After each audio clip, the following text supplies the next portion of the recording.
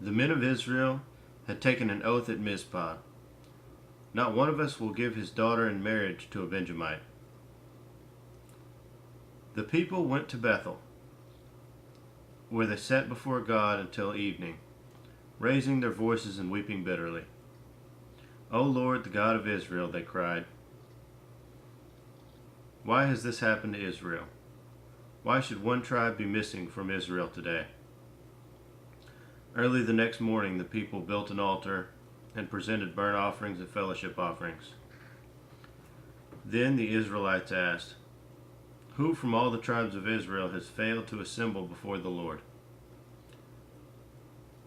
For they had taken a solemn oath that anyone who failed to assemble before the Lord at Mizpah should certainly be put to death. Now the Israelites grieved for their brothers the Benjamites. Today, one tribe is cut off from Israel, they said. How can we provide wives for those who are left,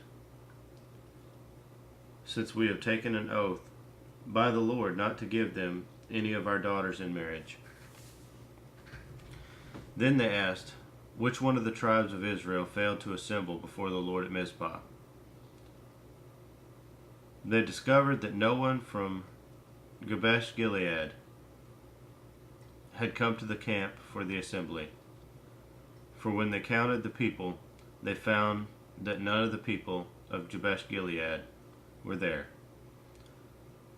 So the assembly sent 12,000 fighting men with instructions to go to Jabesh Gilead and put to the sword those living there, including the women and children. This is what you are to do, they said. Kill every male and every woman who is not a virgin.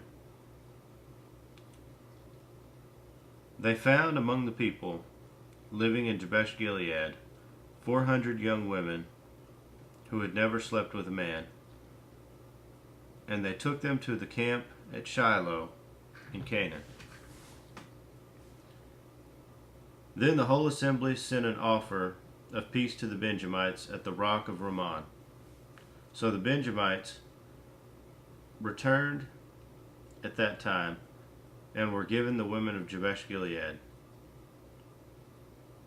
who had been spared, but there were not enough for all of them. The people grieved for Benjamin, because the Lord had made a gap in the tribes of Israel. And the elders of the assembly said, with the women of Benjamin destroyed, how shall we provide wives for the men who are left?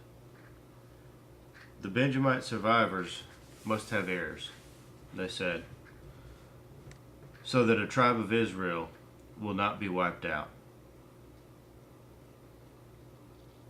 We can't give them our daughters as wives, since we Israelites have taken this oath. Cursed be anyone who gives a wife to the Benjamites. But look, there's the annual festival of the Lord in Shiloh, to the north of Bethel and east of the road that goes from Bethel to Shechem, and to the south of Labana. So they instructed the Benjamites, saying, go and hide in the vineyards and watch.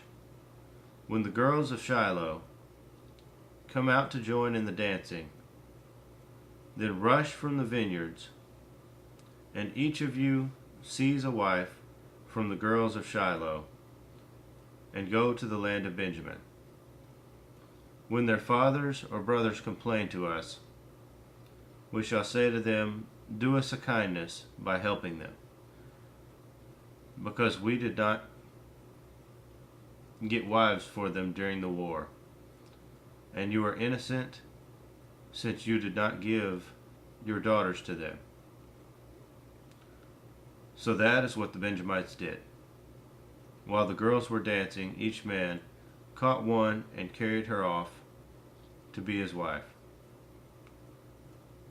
Then they returned to their inheritance, and rebuilt the towns and settled in them. At that time, the Israelites left that place and went home to their tribes and clans, each to his own inheritance.